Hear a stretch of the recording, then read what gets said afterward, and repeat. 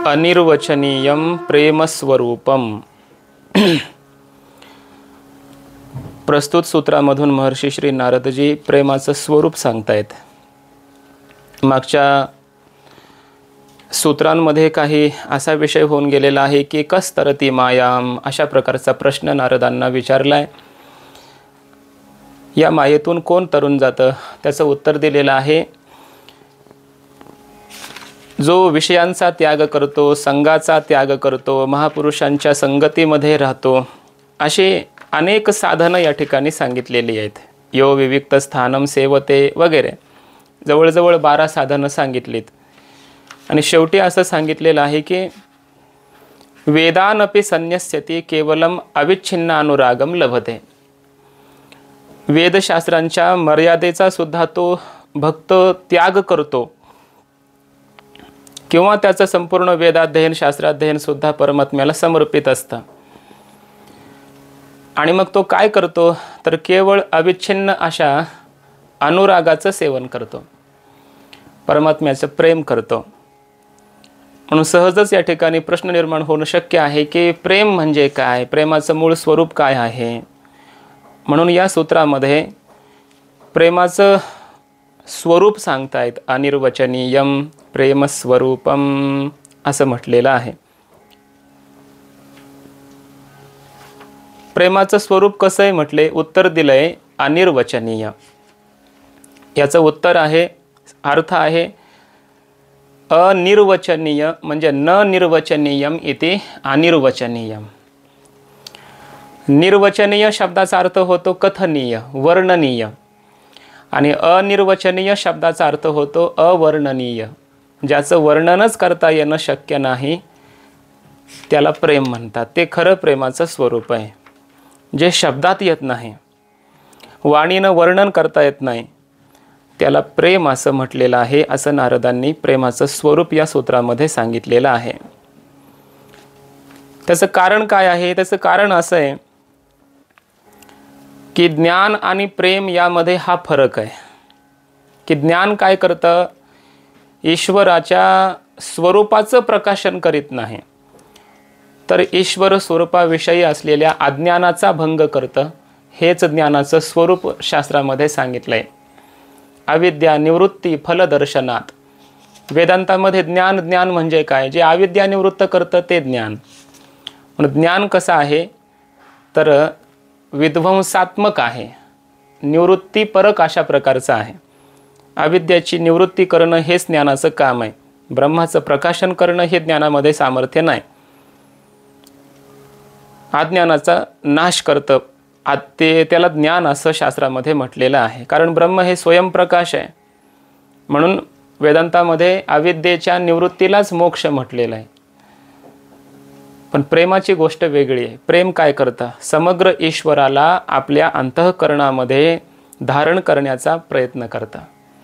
प्रेम रचनात्मक आहे, ईश्वराला हृदयामध्ये ठेवणारं आहे, आणि संपूर्ण परिपूर्ण ईश्वर तर हृदयामध्ये बसणं शक्य नाही, आणि ईश्वराला आपल्या हृदयामध्ये आणून ठेवण्याची जी त्या भक्ताच्या अंतःकरणातील पिपासा असते ते सुद्धा पूर्ण होत नाही, ते अपूर्णच राहते। म्हणून प्रेम सुद्धा व्यापक आहे, व्यापक ईश्वराला अंतःकरणामध्ये ठेवणारं प्रेम। ईश्वर काय हृदयात पूर्ण बसत नाही, आणि हृदयामध्ये ईश्वराला आणून ठेवण्याची पिपासाही त्या भक्ताची पूर्ण होत नाही। म्हणून प्रेमाला अनिर्वचनीय असं म्हटलेलं आहे। एकाने विचारलं, श्री राधाजी म्हणजे कोण आहे? उत्तर दिलेलं आहे, प्यास ही को रूप मानो प्यारी जो को रूप है। म्हणजे श्री राधा राणीचं स्वरूप काय आहे? प्रेम हे तिचं स्वरूप आहे। अनंत प्यास, अतृप्ती, त्यालाच प्रेम असं म्हटलेलं आहे।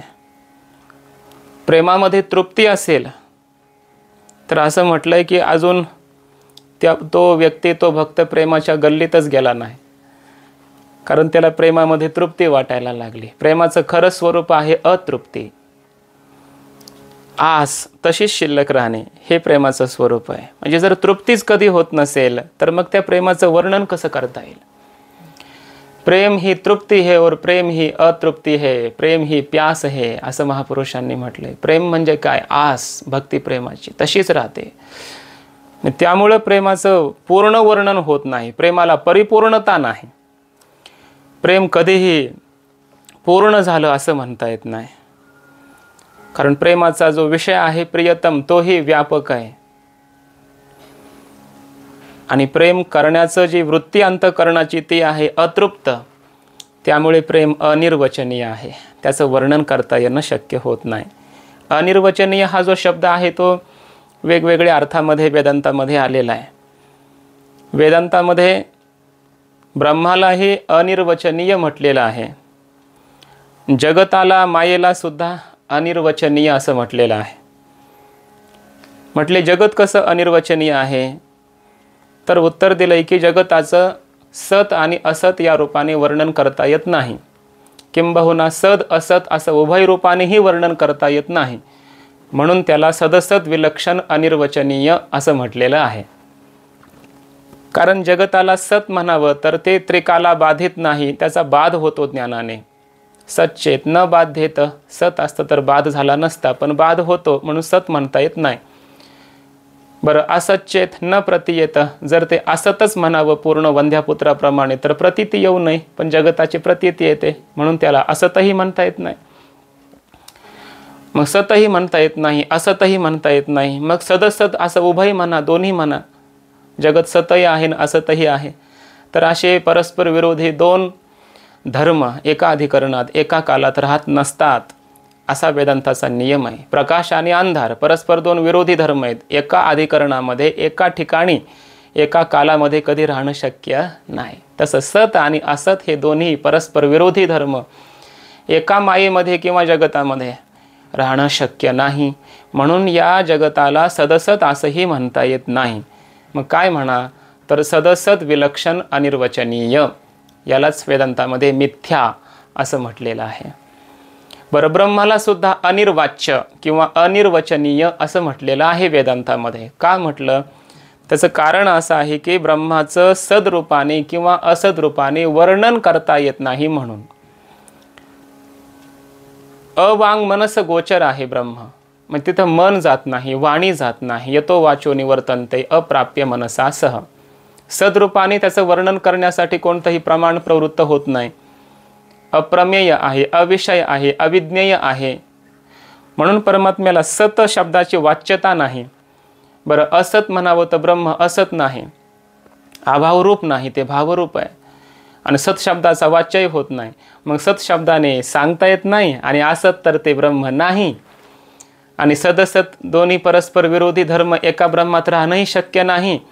म्हणून ब्रह्माचंही वर्णन सद असत किंवा सदसत उभय या दोन्ही रूपाने करता येत नाही. म्हणून वेदांतामध्ये ब्रह्मालाही अनिर्वचनीय असं म्हटलंय.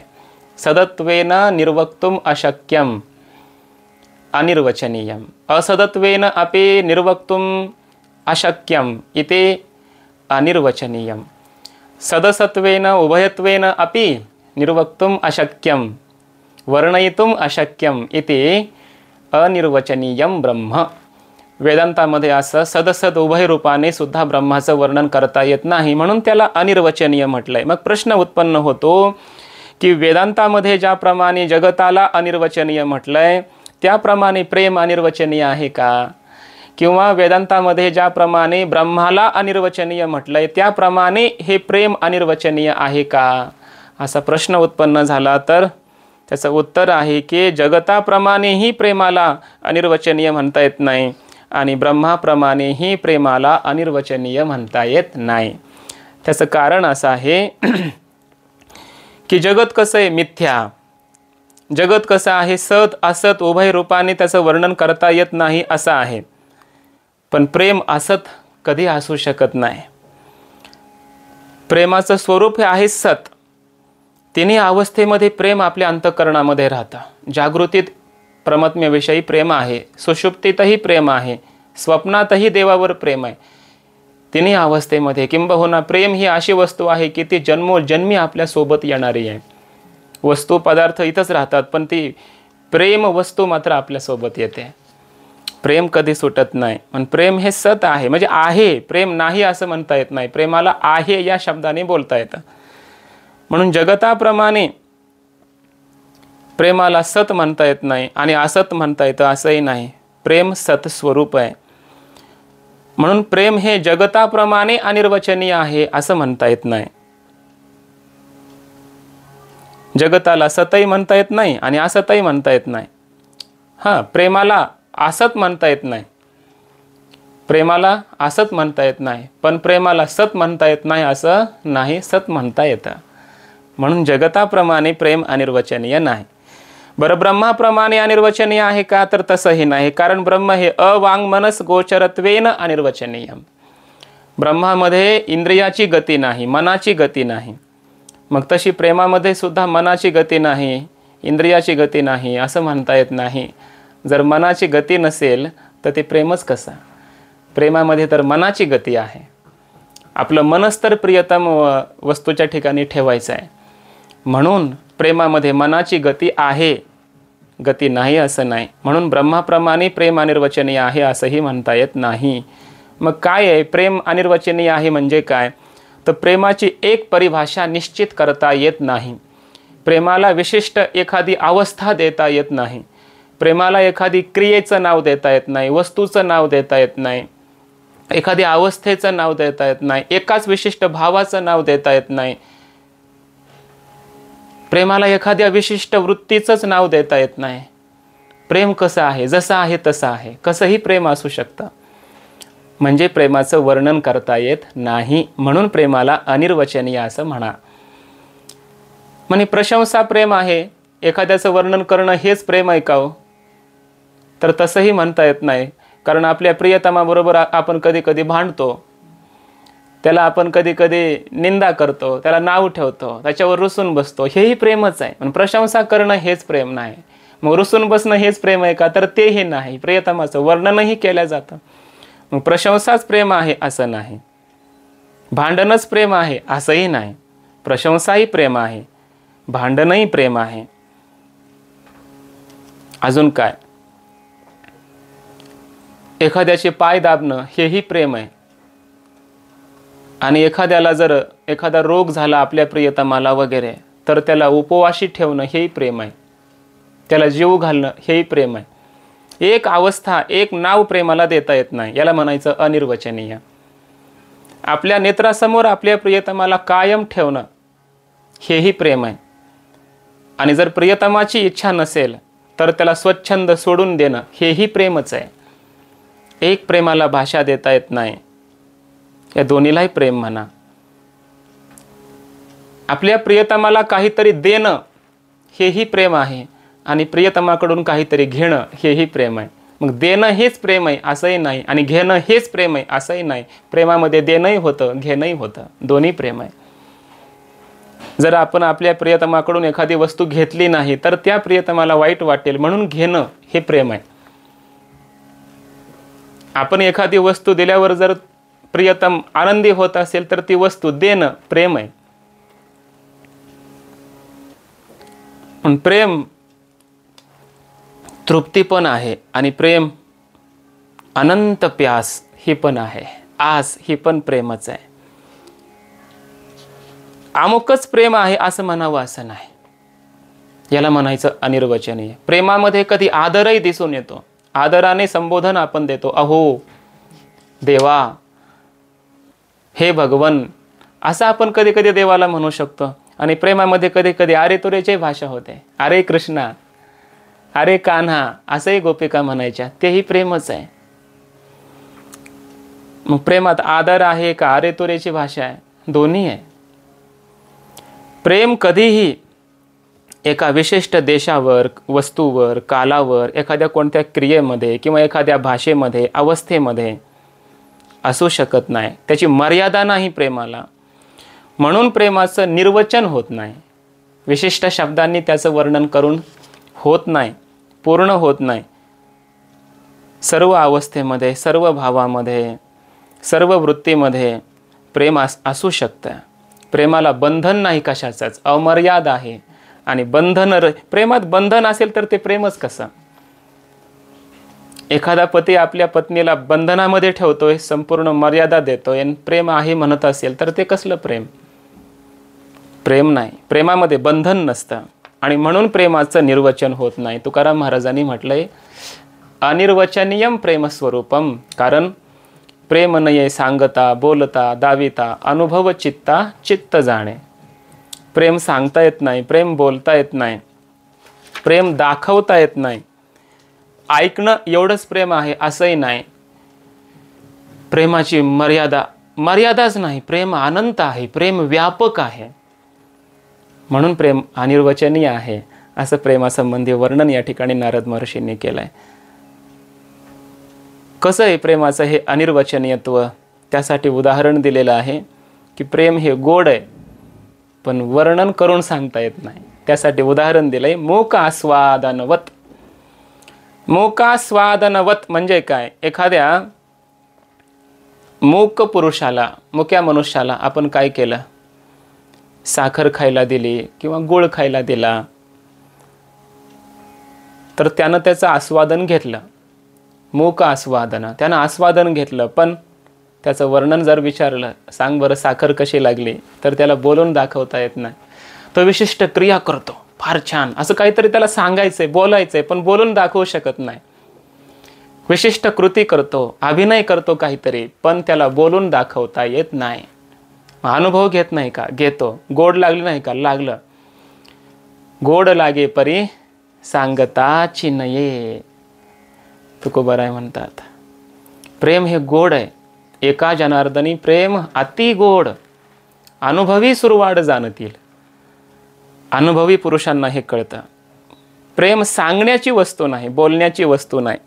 असं म्हणतात प्रेम म्हणजे अंतःकरणामध्ये प्रज्वलित झालेला एक प्रकाशमान दिवा असतो आणि तो नाजूक आहे.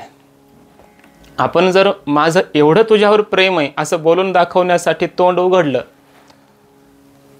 तर त्याला दृष्ट लागते म्हणे कुणाची तरी, आणि ते बाहेरची हवा आपल्या मुखातून आतमध्ये हृदयात जाते. हृदयामध्ये असणारा प्रेमाचा जो दिवा आहे तो विझून जातो. प्रेम बोलून दाखवण्याचा प्रयत्न करू नका.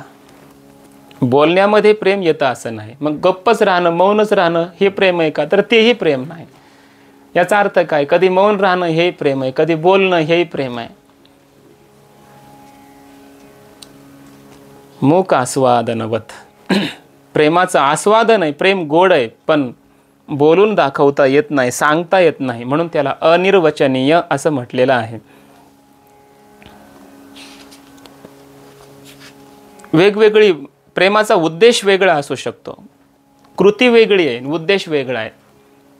प्रेमाचं स्वरूप कसं असेल सांगता येत नाही.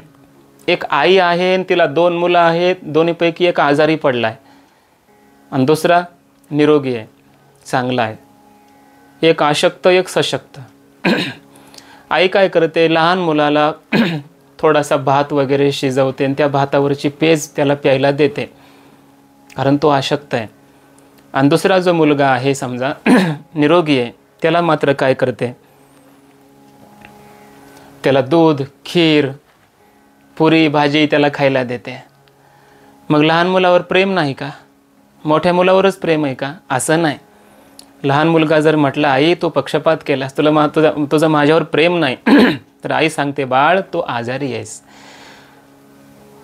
तुला ही हलवा पुरी पचणार नाही. म्हणून आईचं प्रेम आहेच आहे, नाही असं म्हणता येत नाही. कृतीवरून प्रेमाचं लक्षण सांगता येत नाही. एका ठिकाणी हनुमानजींची मूर्ती होती अशी उन्हामध्ये. एक भक्त त्या ठिकाणाहून जात असताना त्याला वाटलं की हनुमानजी उन्हामध्ये आहेत, उन्हाळा पडलेला आहे, किती ऊन लागत असेल हनुमानजींना. अंतःकरणात प्रेम हनुमानजीवर होतं. गावातल्या लोकांना त्याने गोळा केलं, थोडंसं काही सांगितलं समजावून, आपण थोडंसं छप्पर करूया म्हणून गवताचं छप्पर बांधलं वरे. भक्त निघून गेला. काही दिवसांनी दुसरा भक्त त्या गावातून जात होता. हनुमानजींचं ते मंदिर पाहिलं, छप्पर आहे वरती गवताचं, ते गवत पूर्ण वाळून गेलेलं.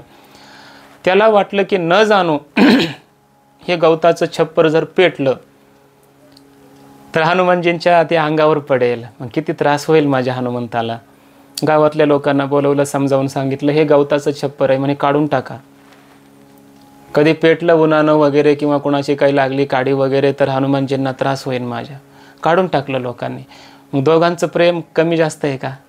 दोघांचंही प्रेम आहे हनुमानजीवर, समान प्रेम आहे. पण प्रेमाला एक भाषा देता येत नाही. कसं प्रेम असेल सांगता येत नाही, प्रत्येकाचा भाव वेगळा आहे. याला म्हणायचं अनिर्वचनीय प्रेम आहे आणि मूक आस्वादनवत आहे.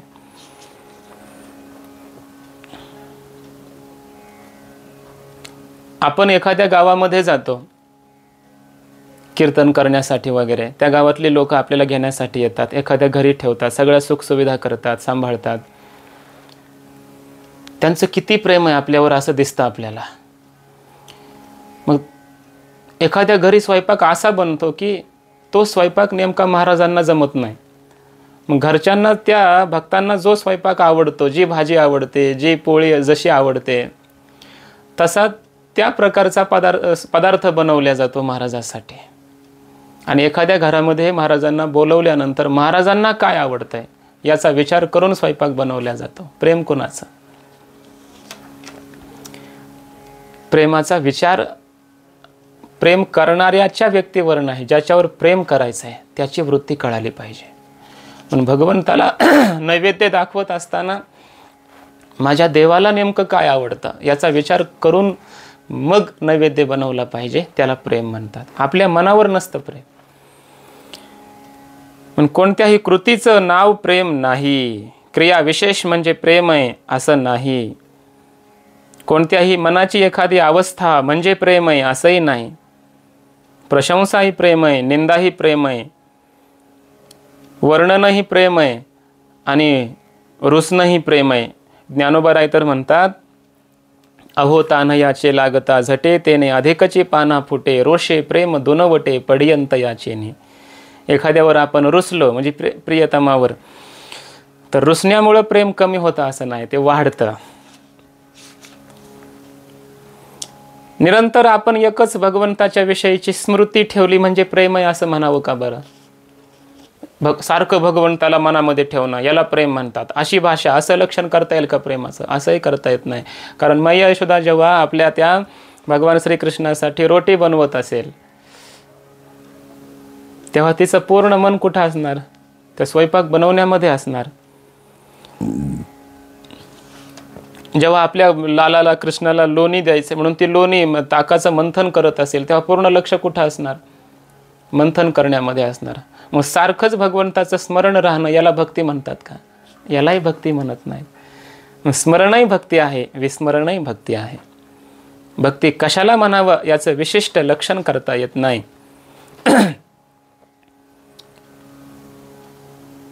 प्रेमामध्ये द्वैत राहत नाही. सर्वात महत्त्वाचा मुद्दा हा आहे का प्रेम का बोलता येत नाही? कारण मी प्रेम करणारा, ज्याच्यावर प्रेम करायचं आहे तो प्रियतम, असा भेद प्रेमामध्ये राहत नाही. जसं ज्ञान झालं की ज्ञाता आणि ज्ञेय एक होऊन जातात, वेदांत सांगतो, त्याप्रमाणे ज्याचं खरं प्रेम प्रकट झालं ते प्रेम प्रियतमाला आणि त्या प्रेमी व्यक्तीला एक करून टाकतं, अद्वैत करून टाकतं. पण खऱ्या प्रेमामध्ये अद्वैत शिल्लक राहतं, अद्वैतामध्ये बोलणं राहत नाही. म्हणून अनिर्वचनीयम प्रेमस्वरूपम, प्रेमात बोलणं नाही, आस्वाद्य आस्वादक भाव नाही, भोगता भोग्य हे द्वैत त्या ठिकाणी राहत नाही. पण प्रेमाचं खरं तत्व ते आहे की ज्याच्यामध्ये प्रेमी आणि प्रियतम एक होऊन जातात, ते खरं प्रेम आहे. आणि एकामध्ये बोलणं होत नाही. म्हणून अनिर्वचनीयम प्रेमस्वरूपम, गोड आहे, आनंदमय आहे, अमृत स्वरूप आहे, बोलता येत नाही, मूक आस्वादनवत असं प्रेम आहे. म्हणजे मग ठीक आहे, असं प्रेम आहे, मग कुणाच्या अंतःकरणामध्ये हे प्रकट होतं? तर सर्वांच्याच अंतःकरणामध्ये हे प्रेम प्रकट होतं असं नाही. हे दुर्लभ आहे प्रेम. खरं प्रेम असं प्रकट होणं कठीण आहे, दुर्लभ आहे. याचं उत्तर सांगताना नारद महर्षी सांगतायत, प्रकाशते क्वापि पात्रे.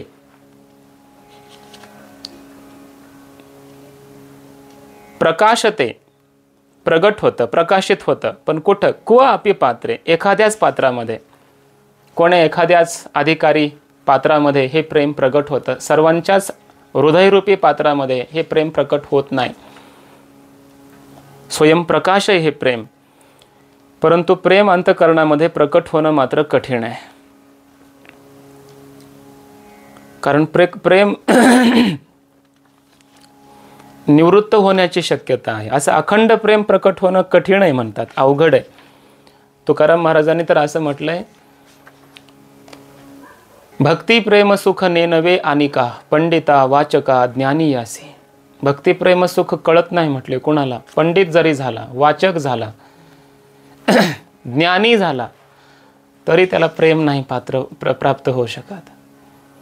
आत्मनिष्ठ जरी झाले जीवनमुक्त, तरी भक्ती सुख दुर्लभ. त्या आत्मनिष्ठ झाला, जीवनमुक्त झाला, ब्रह्मज्ञानी झाला, तरी सुद्धा त्याच्या अंतःकरणामध्ये प्रेम प्रकट होईलच असं नाही.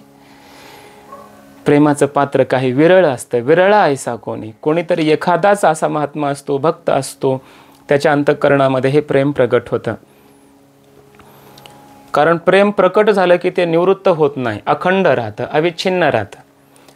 आणि प्रेम संपण्याचे अनेक कारण प्रकट होऊ शकतात, असू शकतात.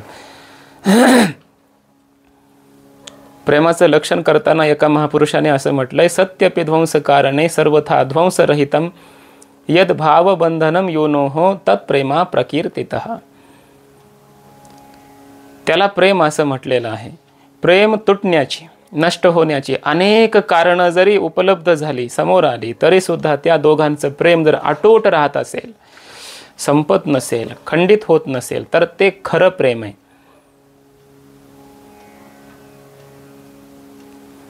उदाहरण दिलंय, सिंहिणीचं दूध जर काढायचं असलं, आपण वाघिणीचं म्हणतो, तर त्यासाठी पात्र कोणतं पाहिजे? सुवर्ण पात्र पाहिजे. बाकीच्या सामान्य पात्रामध्ये जर ते वाघिणीचं दूध आपण काढलं तर ते पात्र फुटून दूध खाली सांडून जातं म्हणे. त्याप्रमाणे हे प्रेम सुद्धा हृदयामध्ये येऊन बसण्यासाठी हृदय त्या योग्यतेचं असलं पाहिजे, त्या अधिकाराचं असलं पाहिजे. कोणाच्या अंतःकरणामध्ये ते प्रकट होतं असं नाही. ते पात्रता काय आहे? हृदयाची शुद्धी. हृदयामध्ये जेव्हा स्वच्छता, सरसता, सरळता, रुजुता प्रगट होते, तेव्हा त्या शुद्ध स्वच्छ हृदयामध्ये आपण प्रेम येण्याची प्रतीक्षा केली पाहिजे. प्रेमाला प्रार्थना केली पाहिजे की हृदयामध्ये येऊन बस. कारण प्रेम आणि परमात्मा दोन्ही एकच आहेत खऱ्या अर्थाने. प्रेम म्हणजे रस आहे, रसो वैसह, रस म्हणजे परमात्मा आहे. आणि प्रेम आणि परमात्मा श्रीकृष्ण दोन्ही एकच आहेत. त्यामुळे होतं काय, जसा परमात्मा शुद्ध हृदयामध्ये येतो, तुका म्हणे चित्त करावे निर्मळ, येऊनी गोपाळ राहे तेथे, तसं प्रेम सुद्धा शुद्ध हृदयामध्येच येऊन राहतं. पण प्रेमाला प्रार्थना करावी लागते की आमच्या हृदयात तुम्ही येऊन बसा. मग प्रेम सुद्धा पाहतं की मी या हृदयामध्ये बसण्यासाठी योग्य आहे का, हा विचार करून ते प्रेम हृदयामध्ये येऊन बसत असतं म्हणे. आणि म्हणून आपल्या हृदयाला, आपल्या अंतःकरणाला आपण स्वच्छ केलं पाहिजे, तरच प्रेम प्रकट होतं. मग कोणाचं हृदय शुद्ध झाल्यावर प्रेम येतं, हा विशिष्ट अधिकार कोणाचा आहे? तर त्याकरिता ब्राह्मणच असला पाहिजे असं नाही, क्षत्रियच असला पाहिजे असं नाही.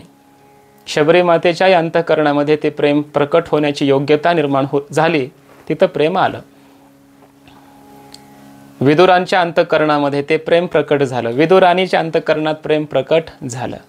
तो शूद्र असो, स्त्री असो, पुरुष असो, लहान असो, मोठा असो, कोणत्याही जातीचा असो, कोणत्याही वर्णाचा असो, कोणत्याही संप्रदायाचा, धर्माचा असो, त्याचं हृदय तसं पवित्र झालं आणि त्यानं प्रेमाची प्रतीक्षा केली, भगवंताची प्रतीक्षा केली की त्या अंतःकरणामध्ये प्रेम प्रकट होतं. प्रकाशते को आपी पात्रे. को आपी पात्रे याचा दोन अर्थ करू शकतो आपण. एक म्हणजे एखाद्याच पात्रामध्ये जिथं अधिकार आहे तिथं ते प्रेम प्रकट होतं, ही दुर्लभता. आणि दुसरा अर्थ प्रेमाची सर्व समावेशकता, ही आहे सर्व अधिकार सेव्यता सांगता येत की को आपी पात्रे. तो को आपी म्हणजे कोणत्याही जाती, धर्माचा, वर्णाचा असो, त्याच्या अंतःकरणाची योग्यता झाली, हृदय शुद्ध झालं की त्या अंतःकरणामध्ये प्रेम प्रकट होऊ शकतं, असा याचा अर्थ आहे. असं प्रेम निर्माण झाल्याच्या नंतर त्या प्रेमाचं स्वरूप काय, ते प्रेमाची काही लक्षणं, विशेषता आहे का, तर 6 प्रकारची विशेषता नारदांनी पुढे सांगितली की प्रेम असं असतं म्हणे. कसं? एकदा निर्माण झालं एखाद्या पात्रामध्ये की ते कसं असतं मग? गुणरहितं, कामनारहितं, प्रतिक्षणं वर्धमानं, अविच्छिन्नं, सूक्ष्मतरं, अनुभवरूपम. 6 सांगितल्यात विशेषता. ते प्रेम कसं असतं? गुणरहितं, गुणरहित, गुणाचा विचार प्रेमात राहत नाही. कामनारहितं, कामना त्या प्रेमात नसते. प्रतिक्षणं वर्धमानं, प्रतिक्षणी वाढणारं असतं ते प्रेम. अविच्छिन्नं, विच्छेद रहित असतं, म्हणजे कधी ते प्रेम मध्ये मध्ये बंद पडत नाही, तुटत नाही. सूक्ष्मतरम, अत्यंत सूक्ष्म असतं ते प्रेम. आणि अनुभव रूपम, अनुभव स्वरूप असतं ते प्रेम. अशा प्रेमाच्या 6 विशेषता या सूत्रामध्ये नारदांनी सांगितल्यात. भगवंत आणि प्रेम दोन्ही एकच आहे. त्यामुळं भगवान कोणाला म्हणतात? ज्याच्या ठिकाणी 6 विशेषता किंवा 6 भग आहेत त्याला जसं भगवान म्हटलं जातं. ऐश्वर्यस्य समग्रस्य धर्मस्य यशसः श्रियः ज्ञान वैराग्य योश्चैव षण्णाम भग इतीरणा. विष्णू पुराणामध्ये असं म्हटलंय, ज्याच्याकडे संपूर्ण ऐश्वर्य, संपूर्ण धर्म, समग्र यश, संपूर्ण लक्ष्मी आणि संपूर्ण ज्ञान आणि वैराग्य आहे, त्याला भगवान म्हटलं जातं आहे. 6 प्रकारच्या भगांनी युक्त तो भगवान. तसं या 6 प्रकारच्या वैशिष्ट्यानं युक्त ते प्रेम. हे 6 त्या ठिकाणी गुण असले पाहिजे प्रेमामध्ये. प्रेम कसं असतं? पहिली विशेषता सांगितलेली आहे गुणरहितम. प्रेम गुण बघून केलं जात नाही. आपल्या प्रियतमाच्या ठिकाणी काही गुण आहे का असं बघून प्रेम होतं ते खरं प्रेमच नाही. अलीकडचं जे प्रेम असतं ते काय? त्याचं रूप हा गुण आहे. रूपाकडं, सौंदर्याकडं बघून प्रेम केलं जातं. हे खरं प्रेम नाही. हे प्रेमाचं खरं स्वरूपच नाही आहे. आणि एकाने काय केलं? एका मुलीशी विवाह केला का? रूप बघून केलं. आई वडिलांना विचारलं नाही. प्रेम विवाह केला. त्या मुलीला स्वतःच्या इच्छेने घरी घेऊन आला तो मुलगा. काही दिवसांनी काय झालं? थोड्याच दिवसामध्ये त्या मुलीला कोड फुटला. सुंदर होती म्हणून प्रेम झालं. आता सौंदर्य गेलं, प्रेम गेलं. प्रेम राहिलं नाही असं म्हणतात. त्या मुलाने पुन्हा दुसरं लग्न केलं. म्हणून सौंदर्याकडे बघून जे प्रेम असतं ते कसं आहे? अपूर्ण आहे. नष्ट होणारं ते प्रेम आहे. अखंडानंद स्वामीजींनी एक घटना सांगितली. त्यांनी त्या काळामध्ये पेपरमध्ये वाचलेली एक घटना. ते म्हटले, मी पेपरमध्ये असं वाचलं एका की एका युरोपीय देशामध्ये एक सज्जन होता, पुरुष होता. एका सुंदर अशा स्त्रीवर तो मोहित झाला आणि त्याच्या मागं लागला. एका क्लबमध्ये त्या स्त्रीला पाहिलेलं. प्रयत्नपूर्वक त्या स्त्रीशी परिचय करून घेतला त्याने स्वतः. जेव्हा केव्हा तो त्या स्त्रीच्या मागे जायचा, तिला बोलण्याचा प्रयत्न करायचा आणि तिच्या एका अंगाची तो स्तुती करायचा, वर्णन करायचा. आणि विशेष रूपाने तो तिच्या केसांची दातांची स्तुती करायचा. काय केस आहेत, काय तुझे दात आहेत, असं तो वर्णन करायचा त्या स्त्रीचं. तिच्या ध्यानात आलं आणि एक दिवस त्या स्त्रीने काय केलं? त्या पुरुषाला आपल्याबरोबर तिच्या घरी घेऊन गेली. घरी नेल्याच्या नंतर ती स्त्री म्हणू लागली की तुम्हाला माझे केस आणि दात खूप आवडतात का? खूप चांगले वाटायला लागलेत का? तो पुरुष म्हणायला लागला, वाह, काय सुंदर केस आहेत तुझे, काय सुंदर दात आहेत तुझे, असं वाटतं बघतच राहावं. असं तो पुरुष बोलायला लागला. त्या स्त्रीने काय केलं? आपल्या डोक्यावरचा केसाचा टोप काढला आणि त्याच्या हातात दिला, कारण ते केस नकली होते. केस काढले ना हातामध्ये दिले. म्हणे, एक काम करा, तुम्ही हे केस घेऊन जा. आणि अजून काय आवडतं? दात. दाताचा ती काढली, ते दातही नकली होते. काढले दात आणि हातामध्ये दिले. म्हणले, तुम्हाला केस आणि दात आवडतात, जा घेऊन, कारण ते दोन्ही नकली होते. तो पुरुष एकदम लाजला. आता ती विद्रूप दिसायला लागली ना, केस काढलेले डोक्यावरचे, कारण तिचे केस नव्हते राहिलेले. दात पडले होते सगळे तिचे, दुसरे दात, नकली दात बसवलेले. ते विद्रूप चेहरा त्याला दिसला आणि तो त्या घरातून निघून गेला. प्रेम राहिलं का आता? प्रेम नाही राहिलं. हे खरं प्रेम नाही. गुण बघून जे प्रेम होतं ना, ते गुण झाला की प्रेम निघून जातं. कारण गुण काही कायम राहत नाही. कधीतरी गुण जातोच, विनाशी आहे, मग ते प्रेमही जातं. एखादा दानी आहे म्हणजे धनवान आहे हे बघून त्याच्यावर प्रेम केलं जातं. अलीकडे जास्त करून हेही होतं. बरेच लोक सौंदर्य बघत नाही, पैसा बघतात आणि मग प्रेम, मग लग्न लावून देतात त्या मुलींचं. श्रीमंत घरामध्ये लग्न लावून देतात. मग काळांतराने समजा जर त्यांच्या ठिकाणचं काही धाड वगैरे पडली किंवा दैववशामध्ये धन संपलं, गरीब दारिद्र्य आलं, मग प्रेम राहतं का? प्रेम राहत नाही. तसंच ज्ञानाचं पण आहे. एखाद्याकडं ज्ञान बघून, विद्या बघून, अभ्यास बघून प्रेम केलं आणि कालांतराने मस्तिष्काला वगैरे काही मार लागला, स्मृतिभ्रंश झाला किंवा कंठाला काही आजार झाला, त्याला आता बोलता येत नाही, मग कितीही मोठा विद्वान असला, कीर्तनकार असला आणि त्याचं बोलणं जर थांबलं, मग काय समाज त्यांच्यावर प्रेम करतो का? नाही करत. कितीतरी उदाहरणं आहेत आपल्याकडे. महाराजांना एक दिवस रिकामा नाही, इतकं प्रेम लोकांनी केलं त्यांच्यावर. जेव्हा बोलणं बंद झालं तेव्हा भेटायला कोणी येत नव्हते. एखाद्याची बुद्धी बघून, दयालुता बघून त्याच्यावर प्रेम केलं. कोणताही मृदंग वाजवतोय हे बघितलं, कालांतराने हाताला काही लागलं, वाजवणं बंद झालं, मग प्रेम राहणार नाही. एखाद्या गायकाला बघितलं, कंठ फार मधुर आहे, चांगली गोष्ट आहे, प्रेम झालं आणि पुन्हा काय कालांतराने काही खाण्यामध्ये आलं आणि गायन बंद झालं, मग प्रेम राहतं का? प्रेम राहत नाही. गुण बघून केलेलं प्रेम गुण गेल्याच्या नंतर जातं, प्रेमही जातं. ते खरं प्रेम नाही, जातं ते खरं प्रेम नाही, कायम राहतं ते खरं प्रेम आहे. गुणरहितम हे प्रेमाचं स्वरूप आहे. गुणरहित आहे, गुणाकडे बघून प्रेम केलं जाऊ शकत नाही. मग प्रेमामध्ये गुण नाही का? तर गुण आहे. तर कसं मग प्रेम? ज्याच्यावर आपलं प्रेम असतं त्या व्यक्तीमध्ये दोष जरी असले तरी ते गुण वाटायला लागतात, त्याला प्रेम म्हणतात. वसंती ही प्रेमनी गुणा न वस्तूनी. प्रेमात गुण असतो, वस्तूमध्ये नाही, असा याचा अर्थ आहे.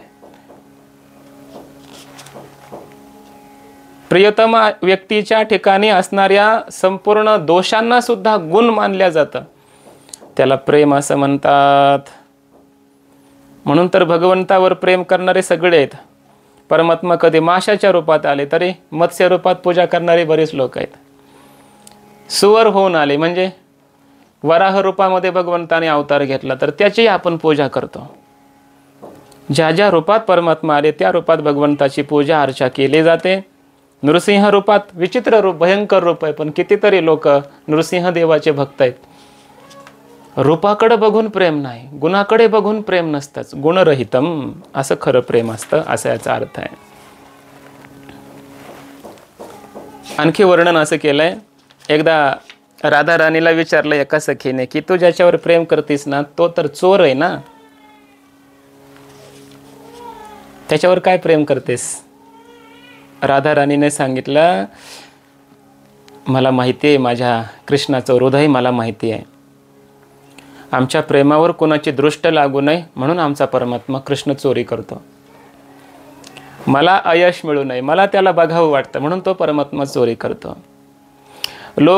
सगळी लोक त्याला एक भोळा बाबडा लहान मुलगा आहे असं समजावेत म्हणून तो चोरी करतो.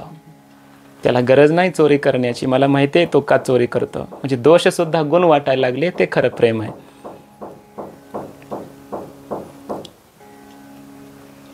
गुणरहितम असं प्रेमाचं स्वरूप आहे. दुसरं काय? कामना रहितम. प्रेमामध्ये कामना राहत नाही. आता काय आहे गुणरहितम? हे काय आहे? प्रियतम वस्तूमध्ये, व्यक्तीमध्ये गुण पाहिजे नसतात हे सांगितलं गुणरहितमने. आणि कामना रहितमनं सांगितलेलं आहे प्रेम करणारा जो प्रेमी व्यक्ती आहे त्यानं आपल्या अंतःकरणामध्ये कामना ठेवले नाही पाहिजे. ज्याच्यावर प्रेम करायचं आहे तिथं गुण बघू नका, आणि जो प्रेम करणारा आहे त्याने आपल्या अंतःकरणामध्ये काम ठेवू नका. कामना रहितम.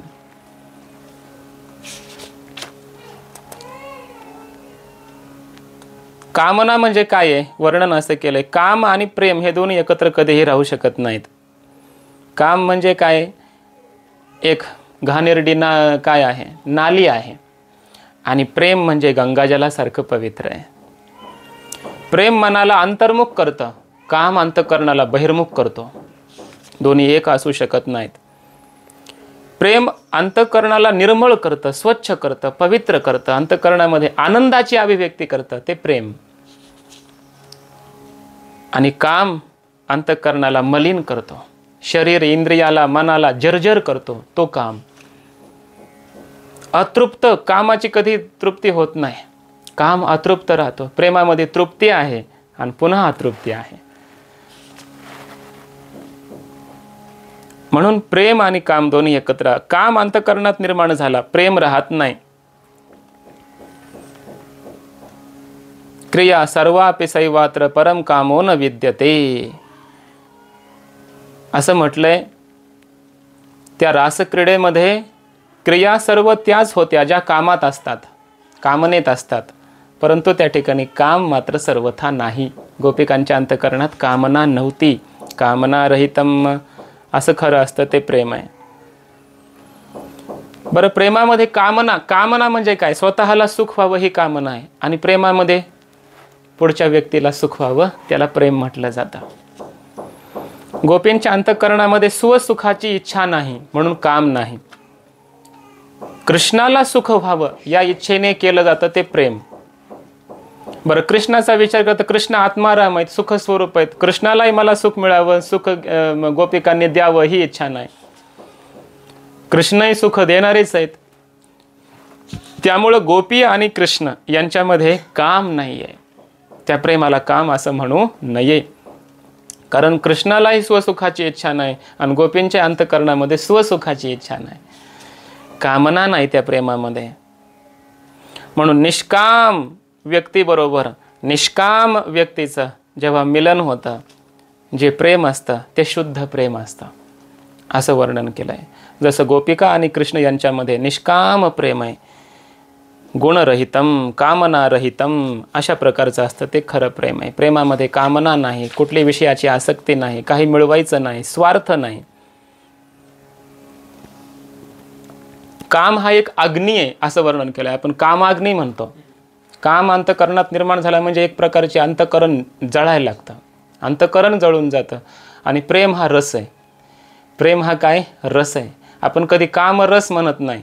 काम अग्नी आहे आणि प्रेम हा रस आहे. अंतःकरणामध्ये प्रेम रस आहे आणि त्या अंतःकरणामध्ये जेव्हा कामाग्नी प्रकट होतो तेव्हा प्रेम रस जळून जायला लागतो. म्हणून काम येऊ देऊ नका. कामाग्नी प्रकट झाला की प्रेमाचा रस जळायला लागतो, नष्ट होतो, सुकून जातो तो प्रेमाचा रस. ते प्रेम राहत नाही. कामामध्ये अभाव आहे, प्रेमामध्ये भाव आहे, तृप्ती आहे. म्हणून सा न कामयमाना पाठीमागे सांगून आले, प्रेम भक्ती ही कामिनी नाही, भक्तीमध्ये कामना असूच शकत नाही, असा याचा अर्थ आहे. म्हणून संत महात्म्याकडे देव स्वतः आल्याच्या नंतर कोणताही संत महात्मा की ज्याच्या अंतःकरणामध्ये परमात्म्याविषयी खरं प्रेम आहे, तो महात्मा देवाला कधीही संसारातलं तर काही मागतच नाही, काहीच मागत नाही. कारण तो त्या प्रेमामध्येच तृप्त असतो. कामना रहितम. पुढं वर्णन केलंय, प्रतिक्षणम वर्धमानम. प्रेम काय आहे? क्षणोक्षणी वाढणार आहे. अंगी प्रेमाचे भरते, नेघे उतार चढते. उतार कधी नाहीच आहे, प्रेम वाढत जातं. गंगा मैयाचं उदाहरण दिलंय. जेव्हा गोमुखातून गंगा मैया निघते तेव्हा तिची धारा छोटी असते. गंगोत्रीमध्ये आली, थोडीशी मोठी झाली, आणि ऋषिकेशमध्ये आली, अजून थोडी मोठी झाली. हरिद्वारला गेल्यास तर फार मोठा प्रवाह गंगेचा होतो. पात्र मोठं होतं पण गंगेचा जो प्रवाह आहे, वेग आहे, तो कमी होतो. अगोदर पात्र छोटं आहे तर वेग जास्त आहे. हरिद्वारला पात्र मोठं झालं तर वेग कमी झाला. तसं प्रेम असतं म्हणे. सुरुवातीला प्रेम निर्माण झालं तर प्रेमामध्ये वेग असतो, त्याचा आकार छोटाच असतो. थोडंसं प्रेम आहे, आकार छोटा आहे पण वेग मोठा आहे. हळूहळू प्रेमाचा आकार मोठा होत चालतो आणि वेग कमी कमी कमी होत चालतो. आणि प्रेम असं शांत शिथिल अशा पद्धतीने परमात्म्याकडे वाहत जातं. ते असं गंगेच्या प्रवाहाप्रमाणे प्रेम असतं, वाढत जातं प्रेम. परमात्मा रूपी सागराला ते प्रेमरूपी गंगा मिळते. प्रेम कधी घटतं, वाढणारं असतं ते प्रेम, घटतं ते प्रेम नाही. घटण्याची कारणं उपलब्ध झाली, प्रवृत्त झाली, समोर आली, तरीसुद्धा प्रेम कधी संपत नसतं, ते खरं प्रेम. कधी घटतं म्हटले प्रेम?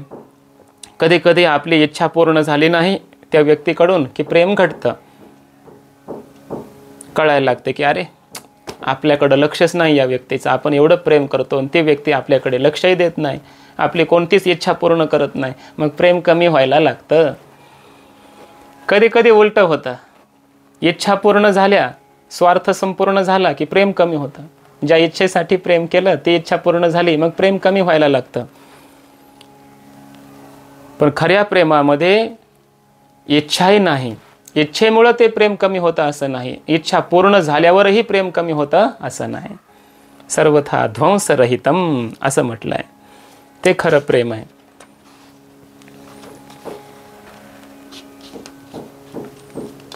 एवढंच नाही, त्याचं वर्णन करताना असं म्हटलंय की प्रेम कधी बंद पडत नाही. अविच्छिन्नम पुढचं लक्षण आहे, अविच्छिन्नम, मध्ये मध्ये प्रेम बंद पडत नाही, खंडित होत नाही, प्रेमाची धारा तुटत नाही, अखंड प्रेम प्रवाहित होत राहतं, ते खरं प्रेम आहे. म्हणजे सुषुप्तीत गेल्यास तरी बंद पडत असेल ना, तर सुषुप्तीत गेल्यावरही प्रेम कमी होत नाही. झोपताना प्रियतमाचं चिंतन करता करता झोप लागली, उठल्याबरोबर त्याचं चिंतन झालं. तर असं म्हटलंय, झोपताना जर आपण माझा कृष्ण माझ्या कंठगत पुरितत नाडीमध्ये आहे असं चिंतन करून झोपलो तर स्वप्न सुद्धा कृष्णाचंच पडतं. कारण कंठगत पुरितत नाडीमध्ये स्वप्न पडतं असं शास्त्रामध्ये वर्णन आहे. म्हणून भक्त काय करतो, माझा कृष्ण सुषुप्तीतही आहे, माझा कृष्ण स्वप्नातही आहे, माझा कृष्ण माझ्या या कंठातील नाडीतही आहे असं चिंतन करता करता झोपतो. त्यामुळं असं होतं की त्याला स्वप्नसुद्धा कृष्णाचंच पडतं. स्वप्नातही कृष्णाचं विस्मरण नाही, सुषुप्तीतही कृष्णाचं चिंतन सुरू असतं. आणि समाधीमध्ये गेल्यावर उदाहरण दिलंय की समाधीमध्ये गेल्यानंतर सुद्धा आपल्या अंतःकरणातलं प्रेम संपत असतं असं नाही. एक नट होता, त्याला एका घोड्यावर प्रेम होता, त्याला घोडा आवडायचा. तो घोडा होता राजाकडे. राजानं घोषणा केली की ज्याला समाधी लागेल त्याला मी हा घोडा देईल. पण राजा जरा वाईट होता. त्या नटाने काय केलं, घोडा पाहिजे या इच्छेने, त्या घोड्यावर प्रेम म्हणून राजासमोर गेला आणि समाधी लावून बसला. असं समाधी काय लागत नव्हती, पण त्यानं उगं नाट्य केलं समाधीचं. राजाला कळालं की हा नट आहे, हे नाटक करत असला पाहिजे. आणि मग काय झालं की त्या राजाने एक मोठा खड्डा खांदायला लावला, खोदला, आणि त्या खड्ड्यामध्ये त्या नटाला पुरलं. पण झालं असं की त्याला नाटक करता करता खरंच समाधी लागली, त्याच्यामध्ये पुरलं त्याला. आता समाधीमध्ये काय होतं, त्यांना आपले प्राणायाम वगैरे स्तंभन झालेला आहे, श्वास घ्यायची गरजच नाही, समाधी खरोखरच लागली, निर्विकल्प समाधी लागली. इकडे राजा मेला, त्याला मुलं झाली, तीही मेली, 2-3 पिढ्या होऊन गेल्या, आणि याची समाधी मग तुटली, जागा झाला. तो खड्ड्यामध्ये होता, त्यानं ती हालचाल वगैरे केली, माती बाजूला केली, आणि पुन्हा मातीतून तो बाहेर आला. आणि आल्याबरोबर म्हणायला लागला, माझा घोडा कुठे आहे, जो घोडा मला पाहिजे होता तो घोडा कुठे आहे, तो राजा कुठे आहे, मला बक्षीस म्हणून तो घोडा मिळेल का. याचा अर्थ असा आहे की समाधीमध्ये गेल्याच्या नंतर जरी वृत्तीचा निरोध होत असला तरी जाग झाल्याबरोबर पुन्हा जशा पूर्वीच्या इच्छा अपेक्षा होत्या त्या तशाच प्रकट व्हायला लागतात. तसं प्रेम सुषुप्तीमध्ये समाधीमध्ये गेल्यावरही अविच्छिन्न राहतं, शिल्लक राहतं, कमी होत नाही. कधीही प्रेम तुटत नाही, कमी होत नाही. म्हणजे कधी काय होतं, कधी भोगामुळे प्रेम तुटून जातं, पैशामुळे प्रेम तुटून जातं. जवरी तवरी मैत्रत्व संवाद, जव अर्थेशी संबंध पडिला नाही. कधी कधी काय होतं, मोक्ष सुद्धा प्रेमाला प्रतिबंध करतो. म्हणे मोक्षमध्ये आला की काय होतं, प्रेम तुटतं, प्रेमामध्ये विच्छिन्नता आली. कारण मोक्षामध्ये काय, जन्म नाही मरण नाही, एकदा मेला की झाला, परमात्मा स्वरूपाला जाऊन भेटला, पुन्हा जन्म नाही मरण नाही, मग त्याला प्रेम करता येईल का, नाही. म्हणून खरा प्रेमी भक्त मोक्षही नको म्हणतो. तो म्हणतो की नको देवा, देवा ऐके हे विनंती, मज नको रे हे मुक्ती. मोक्षही नको म्हणतो. याला म्हणायचं अविच्छिन्न प्रेम. प्रेमामध्ये बाधा आणणारं जे जे उत्पन्न होतं, समोर येतं, ते सगळं भक्त महात्मा नको म्हणतो, त्याला दूर करतो प्रेमामध्ये. आणि आपल्या परमात्म्यामध्ये पडदा जर काही आला तर तो बाजूला करतो, प्रेम अविच्छिन्न शिल्लक ठेवतो. याला म्हणायचं अविच्छिन्नम. अविच्छिन्न असं असतं ते खरं प्रेम. म्हणे पण दुसरा जन्म भेटला, एखादा पशु पक्षाचा जन्म भेटला, मोक्षना तर झाला नाही. आणि एखादा समजा आता आपण मनुष्य आहोत आणि दुसरा जन्म जर स्त्रीचा भेटला, किंवा दुसरा आणखी पुढचा जन्म जर पशुचा भेटला, पक्षाचा भेटला, जीवजंतूचा भेटला, मग काय होतं. तर एका भक्ताने प्रार्थना केली देवाला, देवा तूच गीतेमध्ये सांगितलंस, वासांसी जीर्णानि यथा विहाय. या जीवात्म्याचे वस्त्र म्हणजे हे शरीर आहेत. म्हणून देवा तू आमच्यासाठी जी जी वस्त्र आम्हाला देशील ते आम्ही सुखानं स्वीकारू, काही अडचण नाही. आमच्यासाठी तू किती वस्त्र निर्माण केलेस, 84 लक्ष योनी, हे सगळे तू आमच्यासाठी निर्माण केलेले वस्त्र आहेत, ते शरीर म्हणजे. आणि तू जे वस्त्र आम्हाला परिधान करवशील ना, ते वस्त्र आम्ही स्वीकारायला तयार आहेत. फक्त एवढंच आहे, त्या योनीमध्ये त्या वस्त्रामध्ये आम्हाला तुझं चिंतन घडावं, तुझी भक्ती घडावी, एवढीच इच्छा आहे. म्हणून भक्तीमध्ये मोक्ष आडवा येत नाही. भक्तीमध्ये जन्म मरण जाती धर्म काही आडवा येऊ शकत नाही, जर खरी भक्ती खरं प्रेम असेल तर.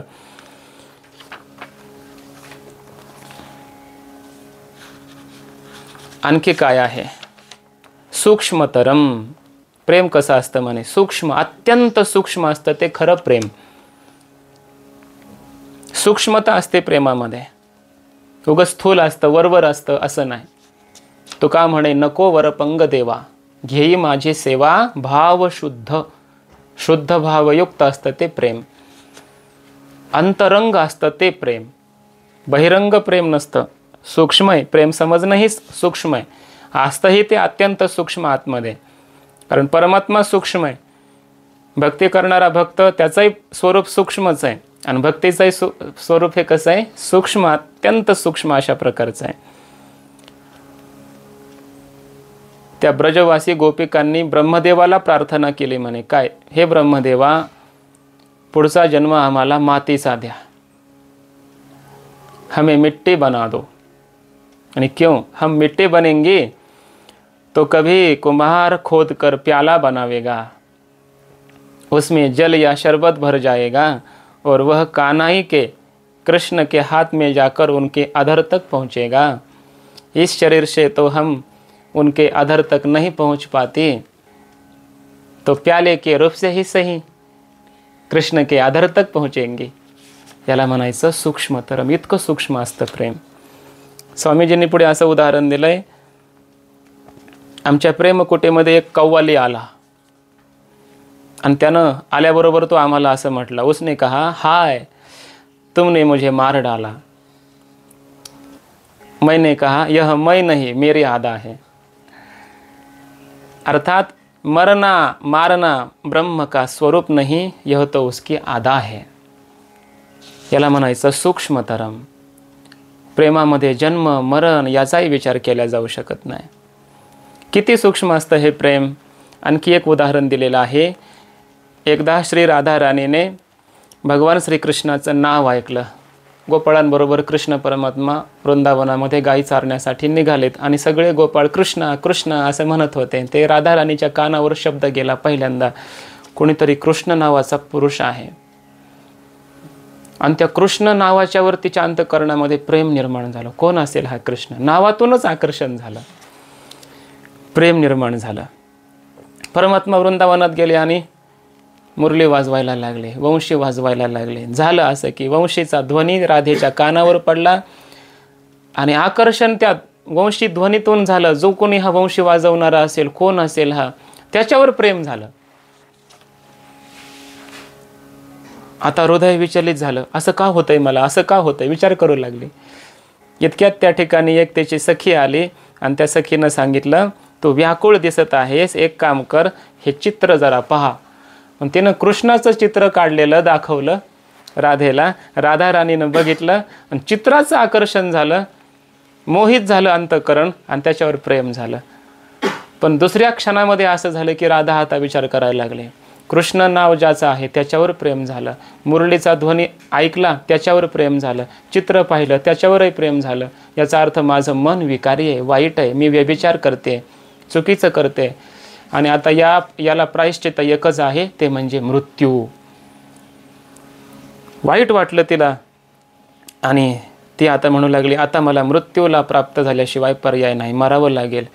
ललिता नावाची सखी जवळ आली, तिनं विचारलं, म्हणे राधे झालं काय नेमकं, तू इतके व्याकुळ का झालीस? तिनं आपली समस्या सांगितली. म्हणे कृष्ण नाव ऐकलं त्याच्यावर प्रेम झालं, मुरलीचा ध्वनी ऐकला त्याच्यावर प्रेम झालं, चित्र पाहिलं एक त्याच्यावर प्रेम झालं, तिघावर माझं प्रेम व्हायला लागलंय. आणि मग त्या ललितेच्या ध्यानात आलं, अगं म्हणे काय रडण्याची गरज नाही, आक्रोश करण्याची गरज नाही, मरण्याची तर नाहीच नाही, कारण हे तीन नसून एकच आहे. कृष्ण नाव ज्याचं आहे त्यानंच मुरलीचा ध्वनी वाजवला आहे आणि कृष्ण नाव ध्वनी ज्यानं वाजवलेला आहे, मुरली ज्यानं वाजवलेला आहे, त्याचंच हे कृष्णाचं चित्र आहे. ध्यानात आलं आणि मग ती राधा म्हणते, मला हा भेटेल का? आता मी व्याकुळ झाले, त्याचं दर्शन मला करायचे. त्या ठिकाणी ललिता धावत गेली भगवंताकडे आणि भगवंताला म्हणू लागली, देवा तुमच्या दर्शनासाठी राधा व्याकुळ आहे, तुम्ही नाही आलात तर राधेचा प्राण जाण्याची शक्यता आहे, तुम्हाला यावं लागेल. परमात्मा म्हणायला लागली, मी काय सेवक आहे तुमचा? नाही येत म्हटले, जा. त्या ठिकाणी परत आली ललिता, रडतच आलेली. आता ललिता रडायला लागली. राधा राणीने हे बघितलं, ललिता रडते, याचा अर्थ कृष्ण आला नाही, माझी प्रार्थना स्वीकार केली नाही. आणि मग राधा राणी म्हणते, ललिते एक काम कर, आता कृष्ण आला नाही ना, मी जिवंत तर राहू शकत नाही, पण माझं शरीर पडल्याच्या नंतर एक काम कर, माझ्या ह्या दोन भुजा, दोन्ही हात या तमाल वृक्षाला बांधून टाक. आणि असं माझं आलिंगन त्या वृक्षाला झालं पाहिजे, या शरीराचं, प्रेताचं, की कृष्णाला मी नाही भेट झाली तर किमान कृष्णाचा वर्णाचा असणारा हा तमाल वृक्ष, त्याची तरी मला भेट घेता येईल. याला म्हणायचं सूक्ष्मतरम. इतकं सूक्ष्म असतं प्रेम. जेव्हा व्याकुळता वाढली, राधेचे प्राण जायला लागलेत, तेव्हा परमात्मा त्या ठिकाणी कृष्ण वेश बदलून त्या ठिकाणी राधेसमोर प्रकट झालेत, दर्शन दिलेलं आहे. याला म्हणायचं प्रेम, याला सूक्ष्म प्रेम म्हणायचं, अंतरंगातलं प्रेम म्हणायचं. एकदा परमात्मा द्वारकेमध्ये बसलेले आहेत आणि राधा राणीची एक सखी कोणी कृष्णाकडे गेलेली आहे आणि देवानं विचारलं, माझी राधा कशी आहे? ती सखी सांगते, जीवती, सा जीवती, जिवंत आहे म्हटली ती. देव म्हणतात, तिचं काही कुशल मी विचारतोय, ती कशी आहे मला सांग. तिनं पुन्हा उत्तर दिलंय, जीवती, जिवंत आहे. अगं असं काय बोलतेस, तुला विचारतोय, तिचं मंगल आहे ना, ती कुशल आहे ना, ती चांगली आहे ना, असं विचारतोय मी, मला उत्तर दे ना.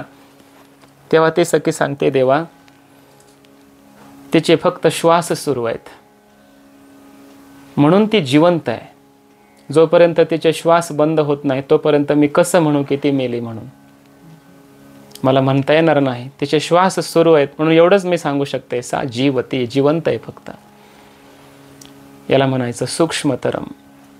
असं प्रेम होतं राधा राणीचं कृष्णावर आणि कृष्णाचंही राधेवर असं प्रेम होतं.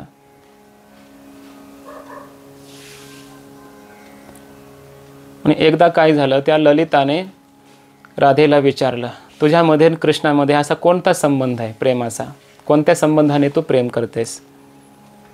राधा राणी म्हणते, जो संबंध लावायचा आहे तो लाव, मी कशाला काय सांगत बसू. कोणता संबंध सांगू शकत नाही मी, तूच सांग. ललिता म्हणते, मला असं वाटतंय की तू प्रियतम आहेस आणि कृष्ण प्रियतम आहेत. मग राधा लगेच बोलली, हे सखी, तुला अजून काहीच कळत नाही म्हटली, तुला अजून प्रेमच समजलं नाही, तुला आमच्यातला संबंध काय कळणार आहे, तू हे फार वरवरच्या गोष्टी करतेस. सखी न स रमणो नाहम रमणी इति भेदावयोरास्ते प्रेम रसेन उभयमन इह मदनो निष्पिपेश बलात्. राधाराणी सांगते, हे सखे, कृष्ण प्रियतम नाही आणि हे राधा प्रियतमा नाही. कारण आमच्यातलं प्रेम असं आहे की आमच्यामध्ये प्रियतम आणि प्रियतमा असा भेद राहिला नाही.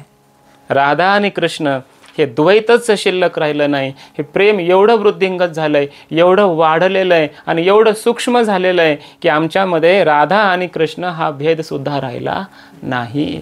आम्ही दोघं एकच झालोय आता. याला म्हणायचं प्रेम सूक्ष्मतरम. आणखी एक उदाहरण दिलेलं आहे महापुरुषांनी. एका दिवशी राधा आणि कृष्ण दोघं सोबत बसलेत, एकत्र बसलेले आहेत. दोघांच्या अंतःकरणामध्ये दुसरा काही विचार नाही. कृष्ण राधेचं चिंतन करतोय, राधेला पाहतोय, राधेशी बोलतोय आणि राधा कृष्णाला बोलतोय. कृष्णाचं चिंतन, दोघांचं एकमेकाविषयी चिंतन सुरू आहे. आणि कृष्णाने एकदम राधेकडे बघितलं आणि राधेचा चेहरा थोडा उदास झालेला दिसला. देवानं विचारलं, म्हणे राधे तू उदास का झालीस? मी तुझ्या जवळ आहे, आपण दोघं एकत्र बसलोय आणि तरी सुद्धा तू अशी उदास का? राधाने दिलेलं उत्तर फार महत्वाचं आहे. राधा म्हणते, अहम कांता कांतस्त्वमिति न तदानीं मतिरभुवन मनोवृत्तिर्लुप्ता त्वमहमिति नौधीरपि हता भवान भर्ता भार्याहमिति यदिदानीं व्यवसितिस् तथापि प्राणानां स्थितिरिति विचित्रं किमपरम. राधा राणी सांगते, देवा कृष्ण, आत्तापर्यंत जोपर्यंत तुम्ही मला भेटला नाहीत, इथं आला नाहीत, तोपर्यंत मी प्रियतमा राधा, तुम्ही प्रियतम माझे कृष्ण आहात, अशा प्रकारची द्वैताची बुद्धी माझी नव्हती. मी तुमच्या स्वरूपाशी एकरस झालेले होते. पण ती माझी वृत्ती आता लुप्त झाली. तुम्ही भेटलात आणि तुम्ही भेटल्याच्या नंतर मला आता असं वाटायला लागलंय मी प्रियतमा राधा आणि माझा कृष्ण माझा प्रेमी आहे. ही द्वैत बुद्धी माझी जागी झालेली आहे आणि तरी सुद्धा माझ्या शरीरामध्ये माझे प्राण अजून सुरू आहेत. याच्यापेक्षा मोठं आश्चर्य काय? म्हणून मी उदास झाले की ही द्वैत बुद्धी का माझी जागृत झाली. मिलनामध्ये द्वैत बुद्धी आली. जोपर्यंत परमात्मा नव्हते, विरह होता, तोपर्यंत राधा कृष्णाशी एकरूप झालेली आहे. म्हणून महापुरुषांनी असं म्हटलंय, मिलन रागापेक्षा विरह रागामध्ये अनुराग जास्त आहे, प्रेम जास्त आहे.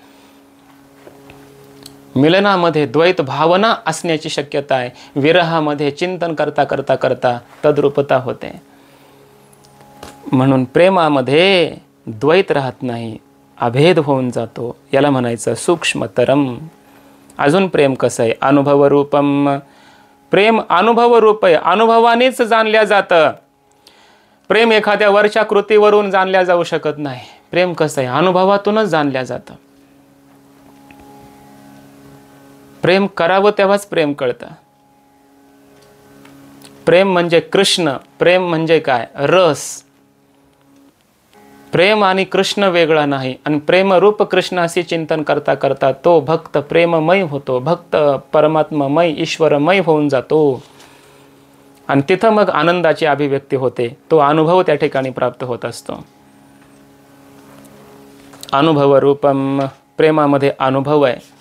ज्ञानोबरायांनी असं म्हटलंय, तैशे क्रियेचे नाम कीर न साहे परी अद्वैती भक्तीची आहे. हे अनुभवाची जोगे नोहे बोलायशे. प्रेम हे बोलण्यासारखं नसतं, ते अनुभवरूपम, अनुभवण्याची गोष्ट आहे. प्रेम दाखवता येत नाही, प्रेम कृतीतून कळत नाही, प्रेम वरवर कळत नसतं आहे की नाही. एकतर सूक्ष्म आहे आणि पुन्हा ते कसं आहे? अनुभव स्वरूप आहे. स्वतःचे स्वतःलाच कळलं पाहिजे मी प्रेम करतोय की नाही. पुढच्यालाही ते कळत नसतं, इतरांना तर ते माहितीच नसतं. प्रेम करणाऱ्याला स्वतःलाच अनुभव असतो की मी प्रेम करतोय. आणि प्रेमाचा अनुभव असा असतो की आपण ज्याच्यावर प्रेम करतोय तो व्यक्ती प्रेम करत आहे आपल्यावर, तेव्हाही प्रेमाचा अनुभव असला पाहिजे.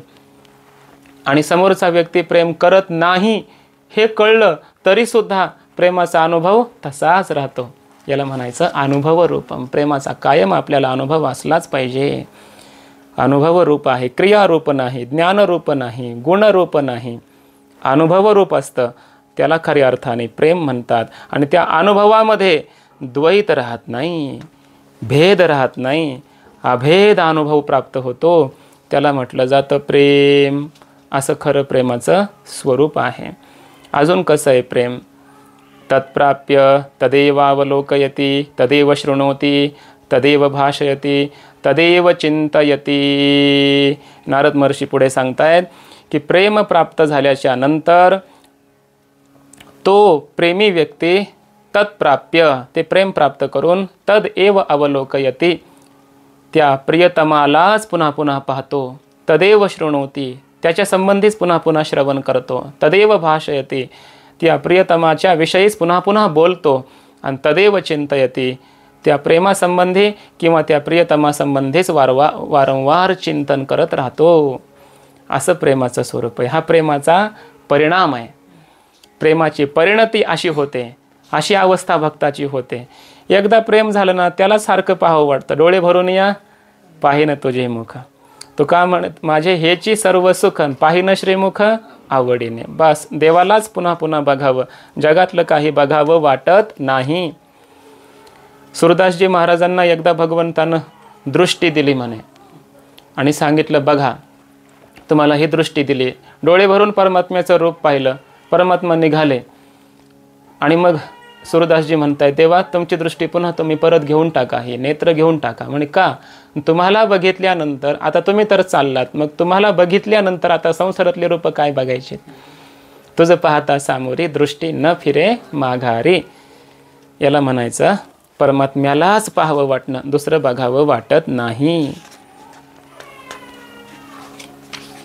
परमात्म्याचंच अवलोकन करावं वाटतं, परमात्म्यालाच बघावं वाटतं, परमात्म्याविषयी सारखं ऐकावं वाटतं. कान भरून ऐकेन तुझी कीर्ती. भगवंताचेच गुणानुवाद सारखे ऐकावे वाटायला लागले. समजावं प्रेमाचा परिपाक झालेला आहे. तदेव चिंतयते, परमात्म्याचंच वारंवार चिंतन करावं वाटायला लागलं. समजायचं प्रेमाचा परिपाक झालेला आहे. चिंतने चिंतने तद्रूपता असं व्हायला लागलं. समजावं आपल्या अंतःकरणामध्ये प्रेम निर्माण झालेलं आहे.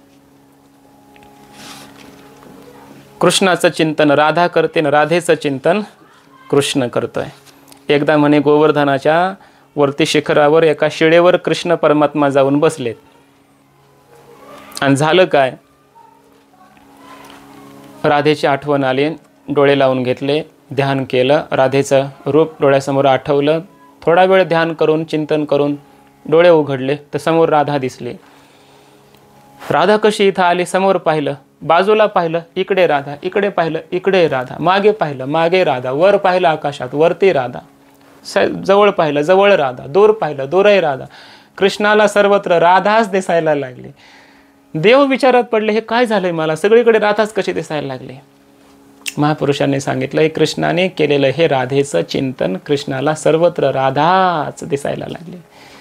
आणि राधा कृष्णाचं चिंतन करता करता सर्वत्र कृष्णालाच पाहते. याला म्हणायचं प्रेमाचा परिपाक. आपला प्रियतमच सर्वत्र दिसायला लागला. चिंतन तदेव भाषयते, पुन्हा पुन्हा पुन्हा परमात्म्याविषयी, आपल्या प्रियतमाविषयीच तो बोलायला लागतो.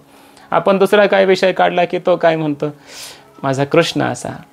देवाचंच बोलायला लागतो. तुकोबरायाने तर आपल्या घरासमोर पाटीच लिहिली होती, नका मज पाशी वदो प्रपंचाचे विषयी. बोलायचंय तर देवाविषयी बोला, माझ्याजवळ येऊन प्रपंचाविषयी बोलू नका. म्हणजे घरामध्ये येऊन, कीर्तनाचा तर विषयच नाही. कीर्तनामध्ये तर प्रपंचाविषयी तुकोबराय बोलत नाहीत, हा विषयच नाही. पण घरात तुकाराम महाराजांच्या जाताना तुकाराम महाराजांनी सूचना दिली, माझ्या घरी आल्यावर देवाविषयी बोला, दुसरं काही बोलायचं नाही. याला म्हणायचं तदेव भाषयते. पुन्हा पुन्हा देवाचंच वर्णन करावं वाटतं. म्हणून गाथा निर्माण झाला, 4092 अभंग निर्माण झाले. तदेव भाषयते, सगळे देवाचंच वर्णन करणारे अभंग आहेत. 9000 ओव्या ज्ञानेश्वरीमध्ये देवाचंच तर वर्णन करतात. ऋषी मुनी देवाचंच वर्णन करता करता पुराण निर्माण झाले. वेद भगवंताचंच वर्णन करतात. तदेव भाषयते. ह्या सगळ्यांनी भगवंताचं फार मोठं वर्णन केलेलं आहे. पण देवाचं वर्णन करूनही तृप्ती होत नाही. पुन्हा पुन्हा त्याचंच वर्णन करीत राहावं वाटतं. त्याला म्हटलं जातं खरं प्रेम. प्रेम अंतःकरणात प्रकट झाल्याची हे काय आहेत? परिणाम आहेत, हे चिन्ह आहेत, हे लक्षण आहेत.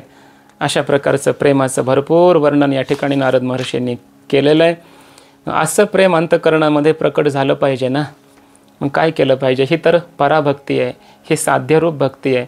मग ही साध्यरूप मुख्य भक्ती प्राप्त करण्यासाठी अगोदर आपल्याला भक्ती मार्गाला लागल्यानंतर सुरुवातीला प्रारंभाला गौणी भक्ती करावी लागेल, साधनात्मिका भक्ती करावी लागेल.